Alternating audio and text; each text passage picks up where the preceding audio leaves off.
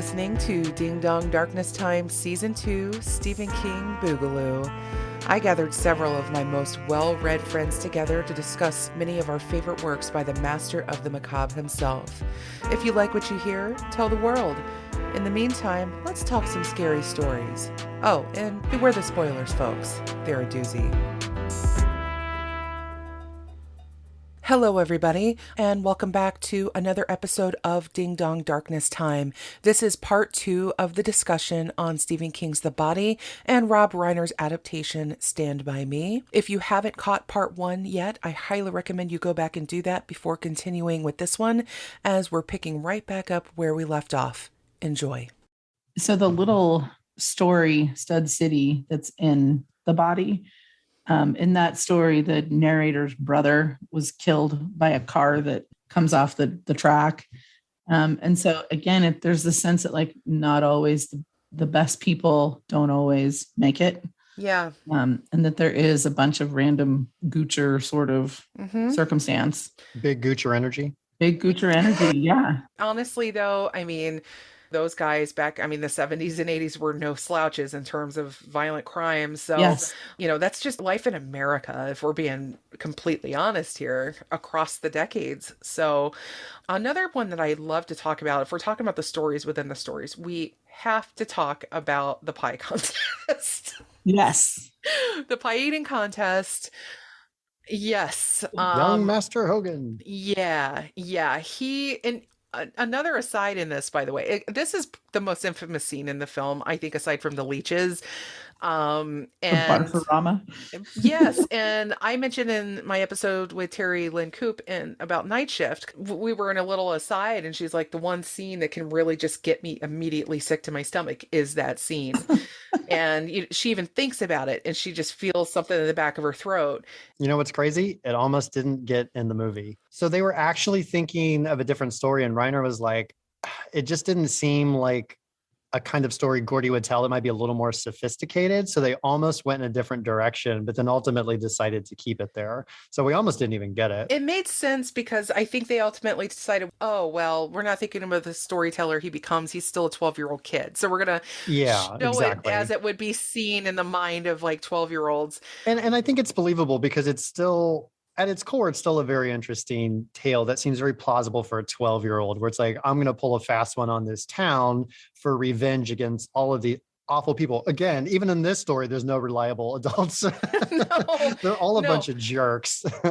You know what's really funny? In that scene, you can see a very alive Ray Brower at the pie eating contest. He is apparently behind the twins. Not know that. He's standing there laughing. You can go back and see him in it. But that story, to talk about an inside joke that has been mentioned before on this show and Chris's.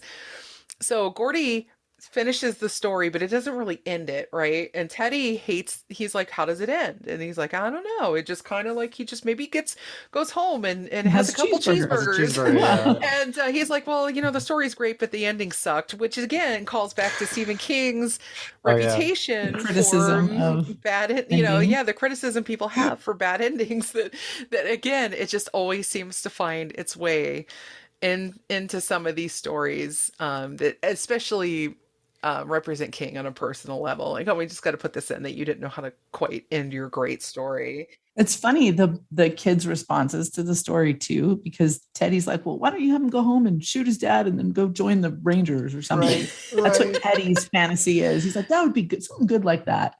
Well, I mean, how do you end a story like that? I remember trying to think about that at the time that I think read you it. Fade out on his achievement, right? Like, it's kind of the way the story ends to me is how it ends. Like he's sitting there, a complete and total barfarama. I think it was that's great. That's the story. Yeah, and I think there's always that feeling that some readers, and I think that's another commentary on like readers having helpful suggestions, heavy air quotes there. That just say way more about them than anything about the story. For sure. Yeah. I mean, it's like, well, you complete that story. What do you think he does? And so that's kind of the power of the beauty of it, that Teddy can turn, Hogan into Rambo. Yeah. But that's pretty typical of short stories, right? Short stories don't always give you the conclusion like you might get from a novel. And there's just supposed to like you briefly check in, you briefly check out. Absolutely. So we're covering some of the misadventures that these kids have along the way, right? And we're doing it a little out of order. So don't jump on me. I haven't gotten any hate mail yet. Oh, I'm cooking something up. You just wait. There's an there's going to be like an alternate email account. Somebody will be like, I can't believe you did the leech thing before the bar story. Actually, Teddy playing chicken with the train happens kind of early, if I remember correctly. that's like their first encounter once they get on the rails. That's really when we see Teddy, because every place along the way, each of these kids kind of have their own kind of moment slash breakdown slash we're pulling back the curtain and you're going to see kind of like my ugly and painful insides. And so that was the moment with Teddy, because he wants to play chicken with the train and he's crazy enough that he would probably get killed, right? He can't see. That's the other thing. Teddy has like these Coke bottle glasses. Oh, that's right. He can't see. He has a hearing aid. He wants to join the army. He has this delusion that he's going to be able to do it, but he'll never get in with his physical issues, right? And his mental ones, for that matter. But he's hanging on to that dream and he wants to dodge the train. And of course, Chris and everybody else is like, hell no, don't do it. Like, come on, dude. And Chris finally intervenes at the very last second, drags him off, and they roll down the hill, and then they kind of have a fight. I can't remember. It might have been not in that moment. It might have been after the junkyard with the dog. Oh, it was with the junkyard and the dog, because after they have their fight, they go to the junkyard. They got to cross the junkyard to get to the other side where they need to go. And of course, there's Chopper, the legendary Choppy sick balls giant dog, right? Owned by the junkyard owner. It reminds me of the dog in Sandlot. I don't know if you guys have seen that movie where it's like it's legend to be this massive dog, like the size of like a hippopotamus or something. He is. And then of course he's just this little medium-sized, kind of like my late great dog Fez. It's probably like that, which I mean, he sort of looks like a muddy version of like a Labrador retriever. Like he's sort of that sort of ish size. Basic medium-sized mixed dog. Barky dog. There's, he's a barky dog, and sometimes that's all you need is a barky dog. But they cross and then they're climbing the fence on the other side. They almost make it. They're like running. And of course, was it this Teddy's pants that got grabbed by, or no, they get up over it was Gordy's. That's right. He's trying to come back from the grocery store. That's right. But they get to the other side, of course, of the fence, and they start teasing the dog, they're especially Teddy's like, bite my ass, Chop, and they're just kind of having fun because they realize Chop is just this poor little mongrel dog. He ain't no threat. But then the junkyard owner comes out and he's a big POS and he knows each of the kids and he looks at all of them and just nails something about every one of them. And then of course he singles out Teddy and he talks about, we heard your dad went Section 8 and all this. And he's like, you don't talk. And that's when Teddy loses it. You don't talk about my dad. He stormed the beach at Normandy. And then of course the guy laughs and he's like, he's crazy. He's a shithouse rat. And that's when Teddy has his breakdown. And, that's when we really see the curtain pulled back. Especially Chris says, Teddy's saying he's ranking my old man. And Chris is like, who cares? What he says doesn't matter about your old man. Your old man still stormed the beach in Normandy and all that stuff is still true. And even though Chris has got to think his father is a mess, he still understands his friend enough to know that he needs to, validate that. It's like his peacemaker side. Like he's not making peace between people, but helping Teddy find his own peace, right? Like, don't listen to this guy. He's trying to smooth it over. And I don't know if it's in the book. I can't remember now, but I know the voiceover from Richard Dreyfuss, older Gordy, is like, Teddy cares so much for this father who's been abusive to him. And he's like, my dad never laid a hand on me and I couldn't give two shits about him, basically. And it's just that interesting complexities, I guess you could say, of these parent relationships all these kids have. I think there is like a silent resentment dynamic that happens in a lot of families where they never laid a hand on me, but there's almost something worse in a way about not being cared for at all, like that ambivalence. Yeah, you said the difference between abuse and neglect. And it's like they're both awful in a very different way. Yeah, that intensity of feeling that very raw red emotion versus a very neutral, washed out, desaturated nothingness. In the movie, even where you see Gordy interacting with his parents, it's, I think, almost intentionally washed out. The colors are faded from the rest of the colors in the movie. I don't know if it's because it always sort of felt to me because it's not when he's with the other boys. And so it's a little paler, it's a little less vibrant. But I think it also probably has to do with the sort of washed out way he feels. Correct me if I'm wrong. Wasn't there a moment in the book or the movie where he says something to his mom?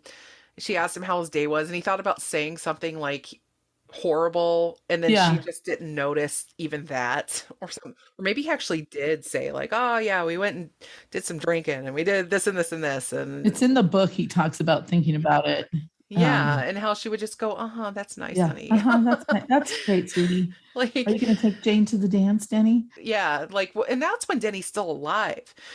And so they were ignoring him even before Denny died. At that dinner scene, Denny's like, "Hey, Dad, Gordy wrote a story. It's really good." And the dad, it's like, Kate, I think you said this, like the dad cannot even relate to anything that Gordy is about. So it's almost like that does not compute in one ear, out the other. Okay, back to what I was saying. Like he just heard some static or noise. It went away. Okay, now I can get back to asking the real questions. It's very haunting. And it's interesting, the abusive relationship Teddy has, you at least see some like connection there, even as challenging as it seems. But you're right, when there's negligence or just like, you're invisible to me, there's no point at which you can even remotely connect.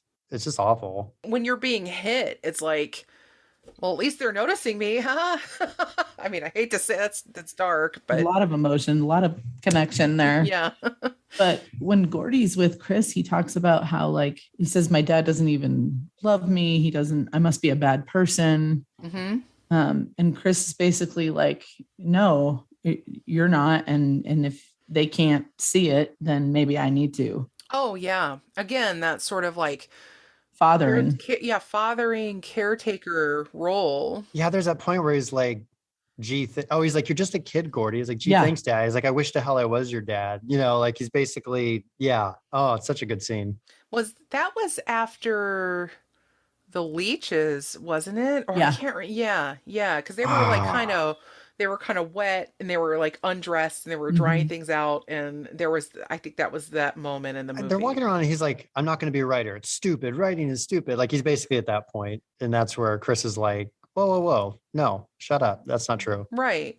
Because again, you kind of need someone again, and you need that, especially I think if you are pursuing something like writing or the arts, and as opposed to getting a real job, quote unquote, especially I think when you're working in this kind of working class town. It's the 1950s. It's very like binary, right? You go and you do this thing and you get your job and you shut up and you do your 9 to 5, and that's your American dream, kid. But if you want to be a writer, well, you automatically know that's going to be a lifetime of feast and famine and struggle.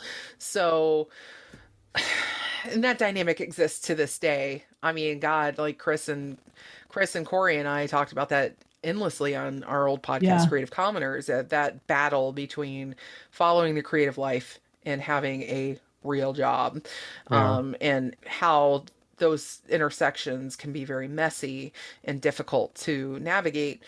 You see that very much at play in this story, and every creative person wants to be the creative person and follow those pursuits and be the writer and actually do it as a career. I think you need a Chris Chambers in your life, or somebody to just say, shut up, do the thing, because this is something that clearly you want to do and that you're meant to do, and this is who you are, and don't let the voice of the doubters get in your head. Or the neglectors. The neglectors, absolutely.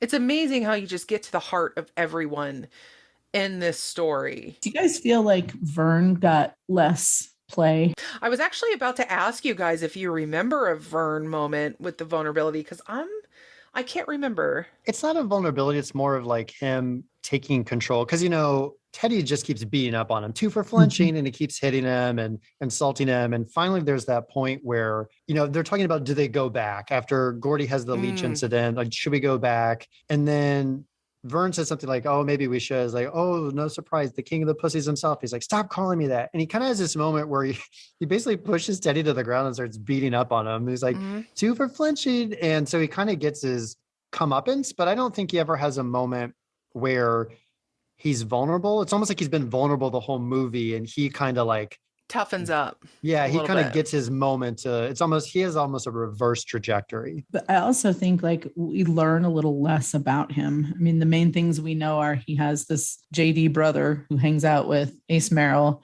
and Eyeball Chambers, and he buried some pennies. And oh, by the way, we all know that his brother dug up the pennies years ago, but he's still digging for them. Don't forget, Kate, I brought a comb. And he brought the combs for no reason. I mean, to be fair, the guy who played Vern, Jerry O'Connell, yeah, goes and marries Rebecca Romaine. So I mean, yes, so he wins in the end. Yeah. Well, you know what's so funny? He was the youngest. They said that he was only 11 when they started shooting. Yeah. And Reiner was like, he came in and did the audition and left and came back in. He's like, "Aren't you that guy on Channel 5?" Like, because he remembered him as Meathead from All in the Family. That's funny. It's just this great story. But yeah, it was really nice to hear from the three main actors if you have the DVD version with the commentary and the behind the scenes, like the featurette, they're really great insights. It's definitely worth listening to it. What's interesting though, if we consider Vern against the other three, I also feel that it's fair and valid to consider that there are just people like this out there Yep. that are not very complex. They're not carrying around a deep core of woundedness. For every Gordy, you get a Vern, right? Yeah. Right. And so I feel he does represent a real type of person who, yeah, he just kind of goes through life. I desperately do wish, though, that the ending for Vern in the movie had been the one in the book, because I feel like in a fairer world, that would have been Vern's life. He would have married some gal and had a gaggle of kids and become a used car salesman. And, you know, I feel like that could have been his life. If he hadn't been maybe drafted for Vietnam, that probably would have been his outcome. So now, you know, we've highlighted sort of the more or less high and low moments of their adventure. Oh yeah, and even briefly, like this wasn't in the movie, by the way. Gordy, when he gets the food at the grocery store, he did go into the grocery store to get it, but it was a very quick and easy kind of transaction. There was no lingering there. But in the book, the clerk behind the counter tries to rip him off, and he's also a jerk. Unreliable. Adult. Yeah, another bad grown up. Does he basically put his thumb on the scale to try to charge him more? Yeah, a literal thumb on the scale. While he's talking about his brother. Yeah. And Gordy calls him out on it, which good for you, kid, which just shows that Gordy, despite being neglected, I mean, he doesn't put up with any bullshit. You know, he called the dude out. And of course, the dude ended up taking it poorly. So, but he got his burgers and he got his buns and he got out of there. Oh, I forgot to mention, of course, we talked briefly about how the scene on the train trestle was shot in the film, but Vern, they're crossing the river, the Royal River, and it is massive. It's about a mile across. So anybody who's been near or at a very large river, which I mean, I live in Ohio, so yes, we are river country here, can envision this. And then you imagine this giant train trestle that, what did they say? It was about 100 feet, 50 feet above? I think so, yeah. By the way, that trestle is no longer there. It's in the film. Oh, really? There's no longer a train crossing at that part of the river. I read that. So anybody trying to look for this thing, you're not going to find it. And I imagine, since this movie was shot in Oregon, it was probably like the Columbia River that was over. And there's no railing. There's nothing. And you can see the water. Between the slats. Yeah. God. Okay. Chris, well, all of us are true crimies here. Delphi, the Monon High Bridge. The Monon High Bridge. Ever seen 100%. That Yep, bridge, I have. oh, Jesus. It's No a scary way. bridge. And that's like a baby version, and still, like compared to this bridge, but still, it's even just the thought of it is very terrifying. Yeah, yeah. And these kids, they have to cross it. They talked about how do we go? We could try to ford the river. I think one of them suggested that. And they were like, God, no. I mean, we'll die. They don't want to like spend the hours that it would take to go around. They want To find a better bridge. Like, yeah, this is they're the like, it'll way take 10 across. minutes to cross it. Let's go. And I find myself constantly referring to the moment where Gordy bends down to touch the rail and he feels it thrumming. To me, I always compare that sensation of feeling the rail vibrating in your hand to how I feel when I have a high anxiety moment or I've had too much caffeine. Like the Ah, inside of Mm. my body feels like that rail vibrating. and so that moment is always stuck with me, him bending down and touching that rail and feeling it. And of course, as he builds the scene, as most brilliant writers do, the first couple times he touches it, it's fine. And then the other kids get across. And I love the moment when it was a Chris, when he steps off and Gordy for a moment just feels hatred. yeah. He's like Yeah. mad. He's like, how dare, because he's stuck behind Vern, Who's crawling, yeah. falling. And let's pour one out for the comb. At least in the movie, the comb falls out of his Falls pocket. out and falls down. It's true. All right, his one contribution, man. Yeah, is gone.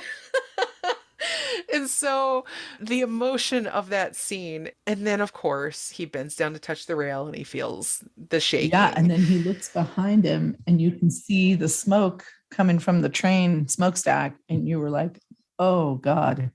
And that's the best part, not seeing the train, but just the smoke. I feel like seeing the train would have been cheaper. The fact that you know it's coming, you hear it, you hear the and you just see that billowy. Because you're instantly like, how much time do they have? The train's probably going about 30 miles an hour, I'm guessing. And then the kid, you can at best, anybody at best is probably running about 7 to 8 miles per hour. Oh, so yeah. you're not outrunning that thing. Nope. And, and then you're behind Vern, who, bless his heart, finally just he sees his life flash before his eyes and they're booking it. But you have to think like the space in between, at any moment you could twist an ankle, you can get stuck, you could leg can go through. Yep. Yeah.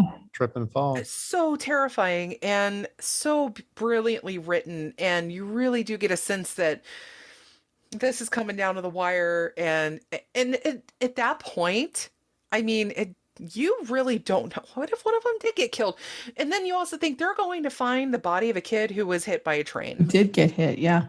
So the encounters that they have with trains on this adventure, going to find somebody who was hit and killed by a train, kind of interesting little tie in there. At the end, when they finally just, in my mind, they escaped it by like a half second, and then Teddy's yelling, oh, very cool, the ultimate train dodge, like he's all amped up about it. Teddy was digging it. And didn't they kind of jumped before they even got to the end. They had to jump off. Yeah, Vern and Gordy do. Teddy and Chris are so far ahead, like you said, that.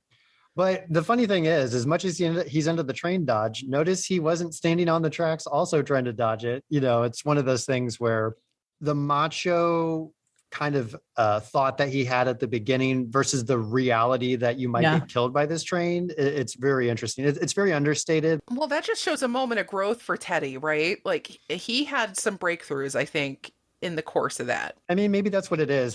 Having had both of those encounters where he's just been kind of faced with reality, maybe it is a slightly different Teddy on that trestle. So I guess Will Wheaton could actually run way faster than Jerry O'Connell.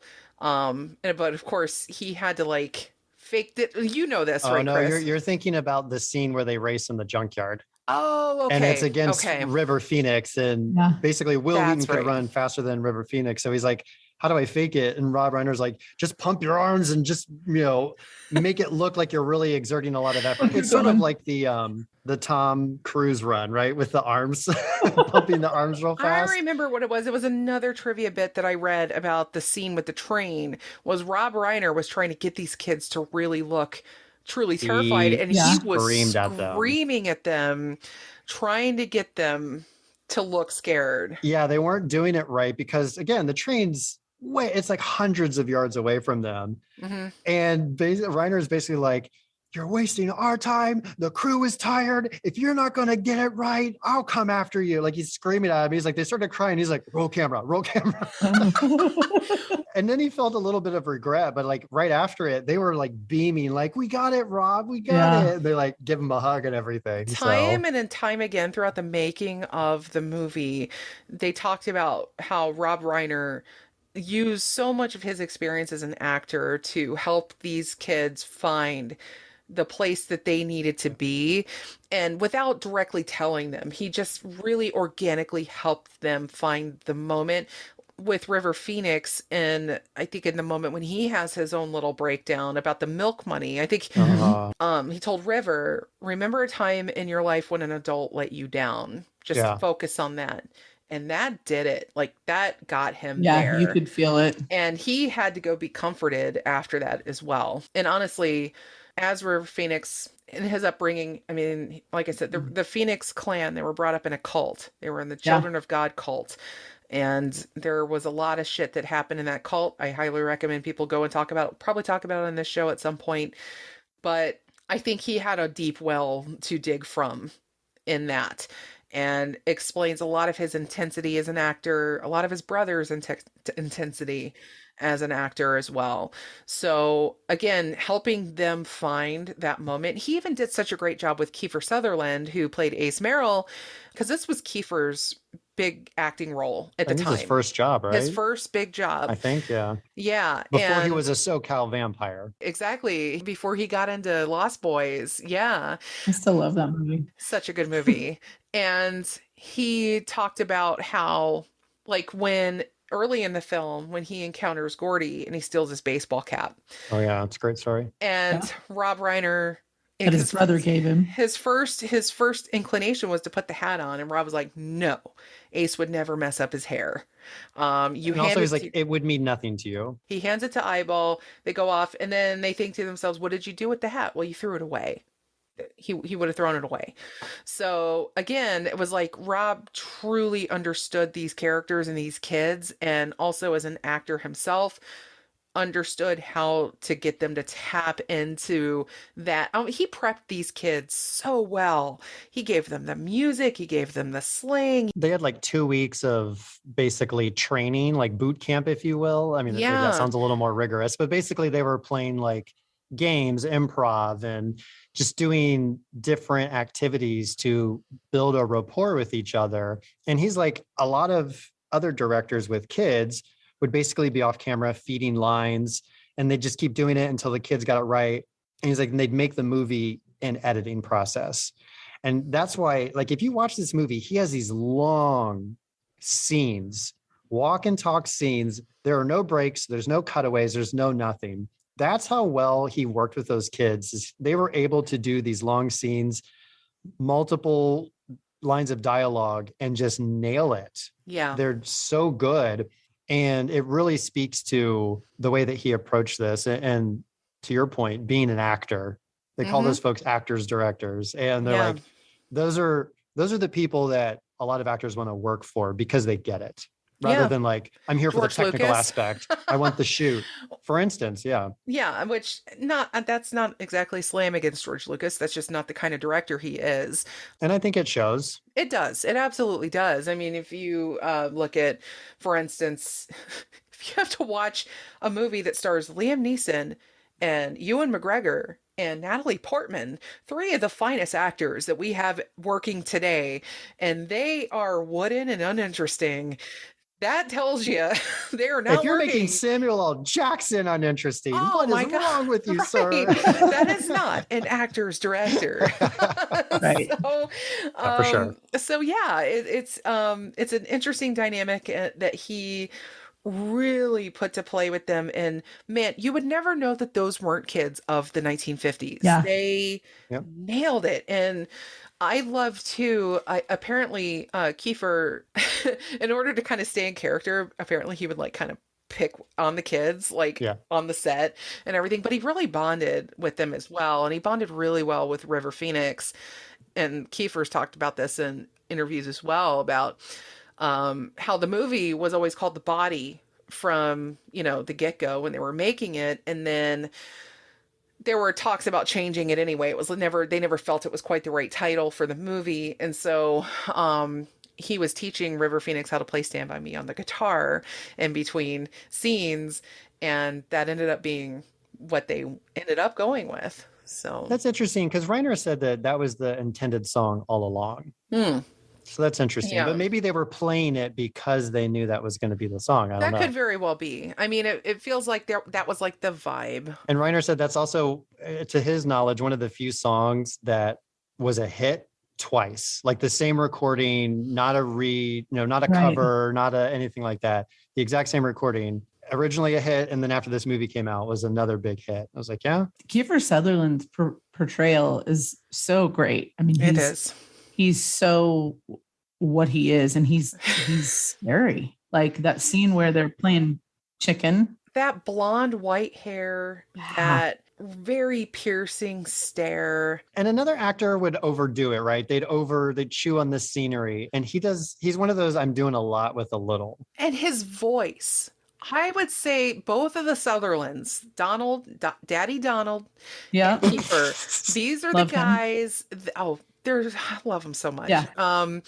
They both act with their voices. Like the sound and the timbre of their voices play so much into the characters that they play. Nobody sounds like either of them. And they both have very different voices from one another. Even as father and son, they don't sound really that much alike. Yeah. But the sound of their voice, when you're hearing Kiefer Sutherland instantly talk. And there's something about that tone of voice that he has that adds to that menace factor. He doesn't sound like a nice guy. And I don't mean that in a derogatory way. Like Kiefer is apparently, by all accounts that I've read and seen of him, people love him. I mean, people love working with him. And also you would never know that he is a very small man. He is like 5'5", that he's kind of got the Tom Cruise factor. He's a small man. Holy smokes. Most Hollywood actors, if you're not like Adam Driver is like a beast of a man. John Lithgow.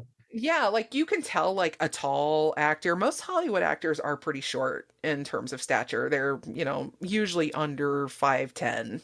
Most of them. The box to make them taller, whatever. Right. And so he has a presence on the screen that makes him feel much taller than he is. It's so clear that he controls that whole gang. Like, and then the scene where they're playing chicken in the cars, like he's crazy. He's absolutely crazy. At the end, he does a head nod. And he's in control, right? He just nods his head and the gang starts to walk away from the altercation. It's like, yeah, you're absolutely right. Well, that's why that ending scene where the gang shows up and the boys are there and they've found the body and they're getting ready to figure out what they're going to do is like, you've just watched him play chicken and almost like he's not going to lose. And then that's basically, it's another game of chicken with, are you going to take off and leave us the body because now we want it? And see, this is the very interesting thing, right? So after all these misadventures, the boys finally find Ray Brower. And in the way that they come upon him is very interesting because they're very tired. They went through a thunderstorm. That was like the last thing. And they have been through a lot. At this point, I think they all want to go home, but they're just walking along, and all of a sudden they see, what is it, the foot sticking out of They see the brush. Back Harlow Road, and then they go down a little bit. That's right. That's right. They find him, and the finding is pretty quick. That feels very real. It is one of those things where you build it up, you build something up so much in your head that when it finally happens, it almost feels anticlimactic. I feel like King nails that sometimes really well in a lot of stories. Like, you're just going along, and this is building up, and then bam, here it is. I don't think finding the body is the whole point. Right. The only discussion they have while they're walking along is, hey, maybe it shouldn't be such a good time to go. Maybe it isn't like a fun thing to go find him. And they get a little more solemn as a result. Like, maybe we need to think about what we're actually trying to do here. But that's interesting that they finally have that realization, because at the very beginning, it's like fame and getting in the money and, newspaper. Yeah. Yeah. and then as they're going along and they're having these increasingly intense adult experiences that make it more serious, then yeah, maybe we shouldn't be living it up here. And then they find him, and I think that's when it all comes down to them really having to confront death and mortality.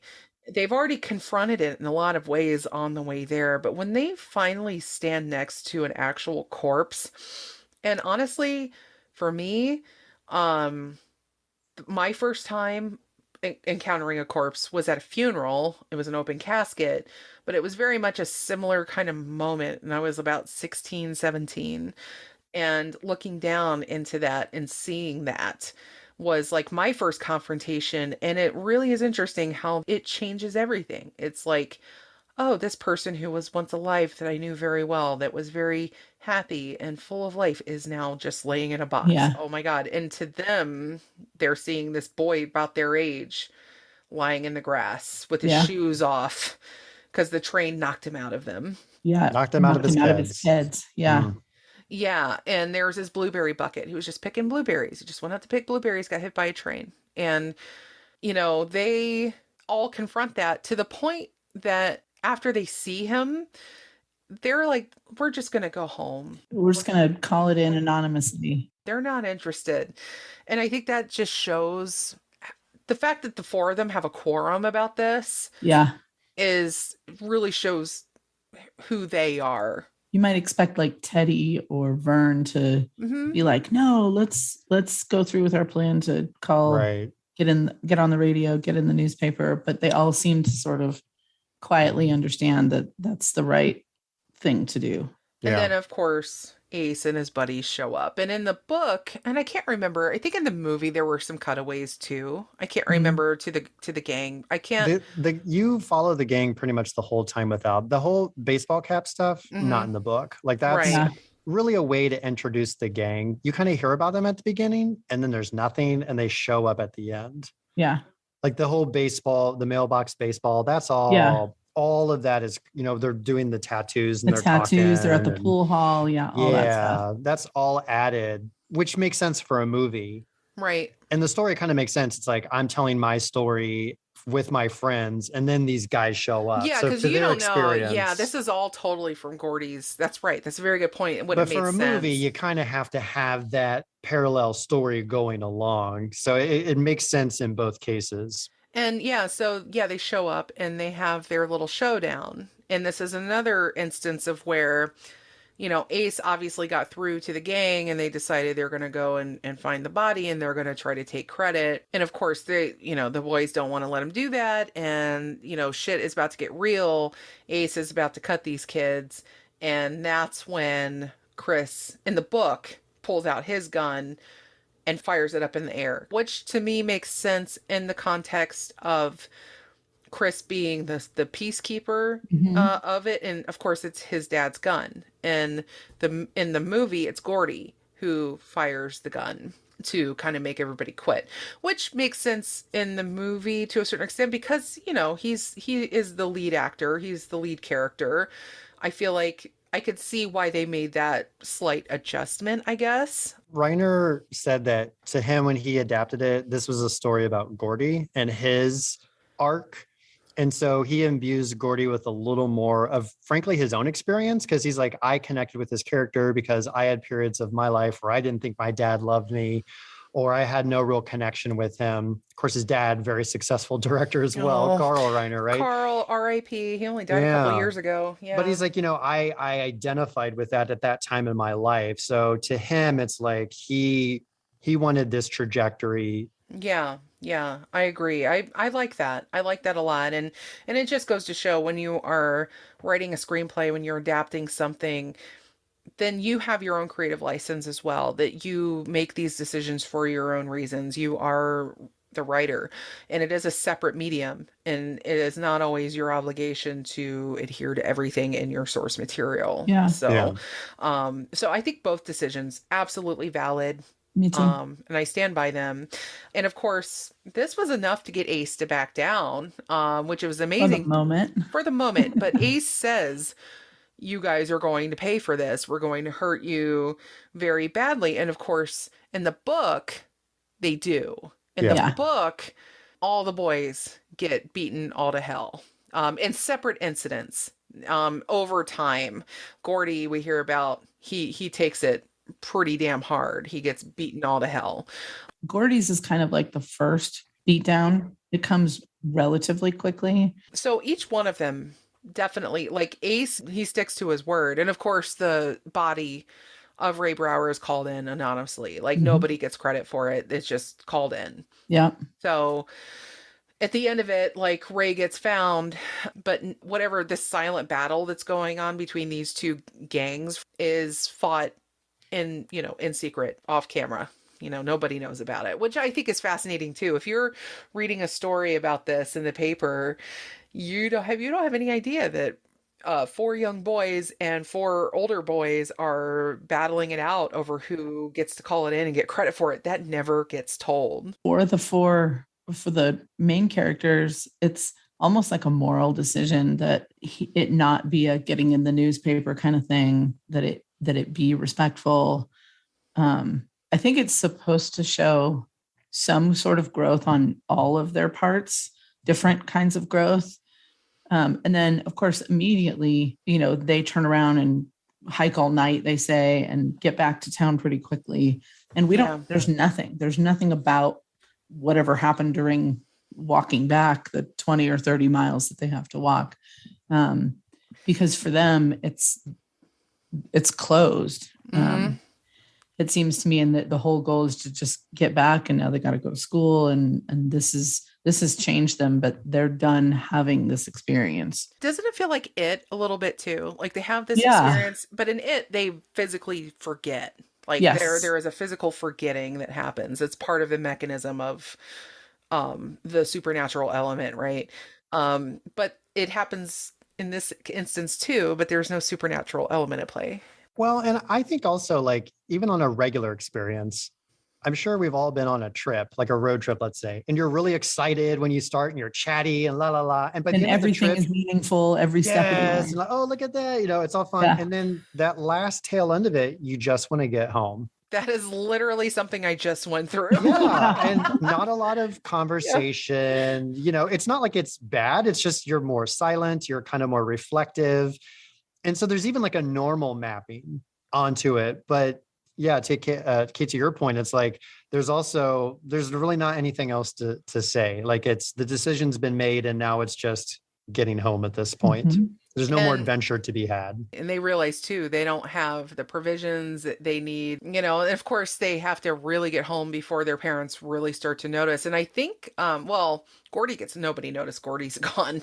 Unfortunately, none of them. I think maybe it was Vern's mom would have been the one who would have been kind of the busybody element of all this if she wanted to connect or compare notes with any of the other parents. But, you know, as far as we know, there weren't any real repercussions that way. So they were able to just kind of get home and get back to life. But I mean, imagine too, I haven't had kids that age at one point, and if one of them was carrying around something like that inside them, that they went and they found a body and they saw a dead body in the woods and then they almost got beat up over it. And then they did get beat up. I mean, my God, good stuff. It's one of those things where sometimes, you know, we talk about adults that carry secrets around and carry things around in them. You know, teenagers, they absolutely have their own universe and that they live in that doesn't include us grown-ups. Well, that's what makes King's writing about kids so powerful, I think, is because he allows them to have that stuff. He does not infantilize them. He makes them real people with real and meaningful things to carry around. And if you think back to that age, it certainly felt like we did have those heavy things to carry around. And some people actually did at that age have those things. And these are all kids that do, clearly, as you get to know them. One thing I wanted to ask you guys is, have you guys read King's book on writing? Yes.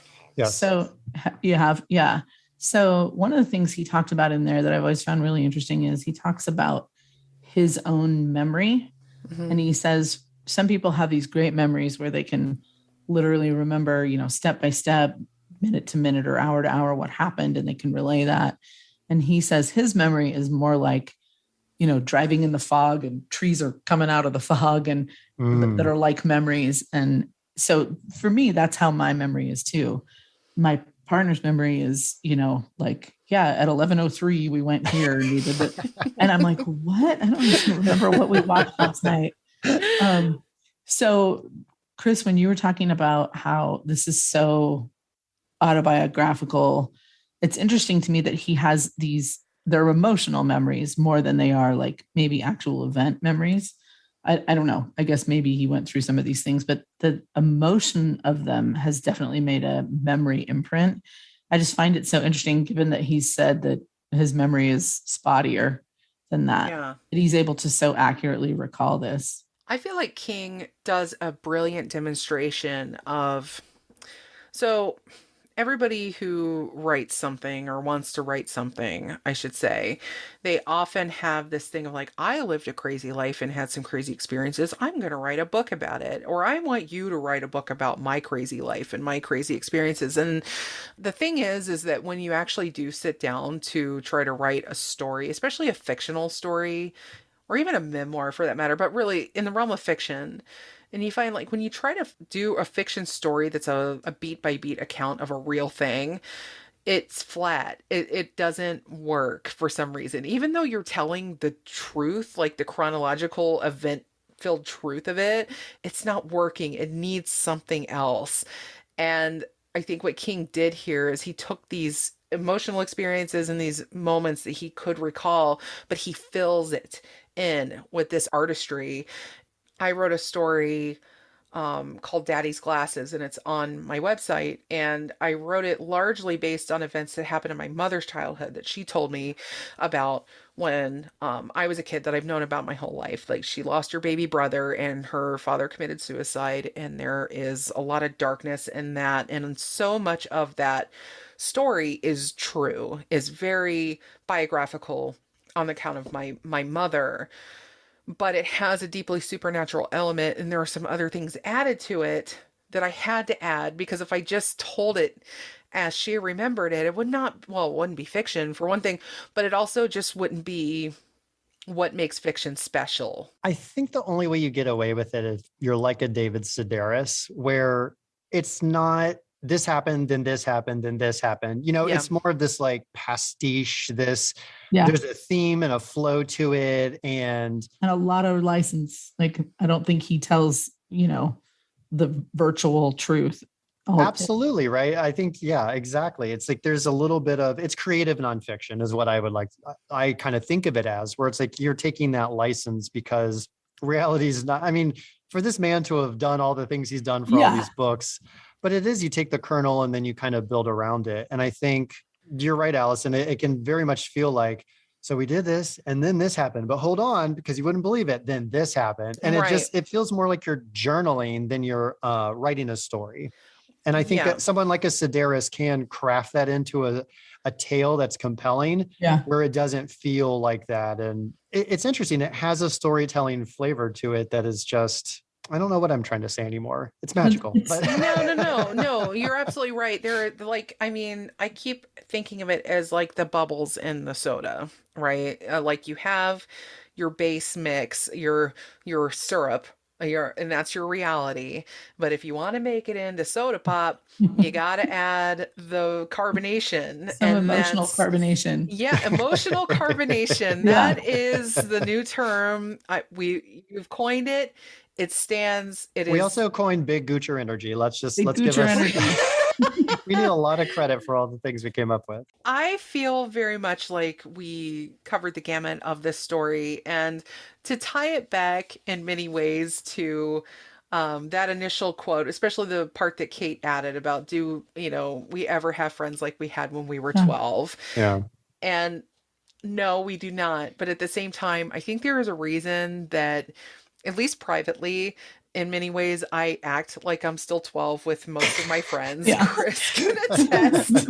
Likewise. And I think that is because there is a certain magic to having that kind of energy and that kind of the inside jokes and the things that you carry with you and the things that Yeah. keep it vibrant and interesting. And so even if you're not 12, you know, and I was not far from 12 when I met Chris. I was 13, in fact. Yeah. So, I feel like maintaining that, staying 12 and 12 in your friendships is probably the way to stay young in your heart. Your very secret heart. Yeah. So, does anybody have anything else to add before we wrap this sucker up?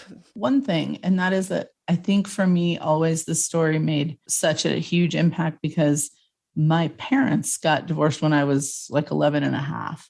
So I left a pretty small town and moved to a much bigger town, left that group of friends and found another one. But the timing of it feels so, because that was such a huge uproar in my life that it always felt very close to me, because that time was so important and those friends were so important and it was kind of changed fundamentally. So that's the only thing I would add. I feel that with Chris too. I'm going to pull you into that too, because Chris, I know you moved around a good bit when you were a kid and you had some, you know, changes in your life as well. Yeah. So I imagine that maybe plays into the way you relate to it in some ways too. You know, that's interesting. I don't know that it did. I did move around a lot, and so there was the change almost became the normal, so to speak. Yeah. Not that it wasn't hard when I did it, but I think just to me, it was thinking, I think it really did tap into all of those childhood memories I had and the experiences and the freedom we had to explore and make adventures and run around. And there's just something very romantic about railroads and railways. There's just something magical about them. And I can't quite put my finger on why, but I was always drawn to them, even as a kid, like trains and railway and just a train going by a crossing. And it's almost like you could jump on board and go someplace magical, because trains literally train conductors get to see a part of the world most of us don't get to see. Right. So in a way, they are going on a magical journey. But that aspect, I think, more than maybe some of the hardships is really what drew me in. But I can certainly relate to those pieces. And quite frankly, I feel like we could probably talk for another hour or so. To answer your earlier question, yes, there's more that I could say, but I think we've ended on a pretty good note. So, and don't forget, you wanted to get it on with Will Wheaton. Listen, nothing against Will. It was very time specific. That door is closed, Will. I know you're itching for it. Sorry, buddy. He's no longer that train. Neither of us are at that. Exactly. Neither of us are at that point anymore. But it was a 13-year-old thing. Now we're just faces in the hall, Will. That's all we. But yes, we do next week. We're going to prison, you guys. And, oh my gosh. And it's so good. Am so excited to go to Shawshank, and I couldn't imagine two people that I would rather be there with. So I can't wait. So one of you is the Red, and the other of you is the Andy, and the other one is Brooks. So Brooks, we'll just somebody bring the pet bird. Wait, aren't you the main? You're the main guard. No, I can't remember his name. Yeah, oh my God, yes. Oh my God, yeah. Somebody's got to be him, Byron Hadley. Thank you so much, both of you, for being with me on this journey. We're going to continue the journey, and hopefully there will be many more, because Kate, we love you. Love having you here. That was amazing, guys. You're a great voice. You're a great contributor, and there's so many other ways we can bring you into this Ding Dong Darkness Time studio. So in the meantime, wait, is Kate the queen ding dong to my king ding dong? She might just be the queen dong. Royalty. What? I love it. I am in the presence of royalty. No, us. Yes. So please, if you guys love this episode, please go over to Apple and give us a review, or reach out to me on Twitter at dddarknesstime, also at Gmail, dddarknesstime@gmail.com if you have any questions or suggestions or hate mail, as was alluded to earlier. And go and listen to the full back catalog. We got so much Stephen King. We also have a whole season 1 on various aspects of the dark side of the arts.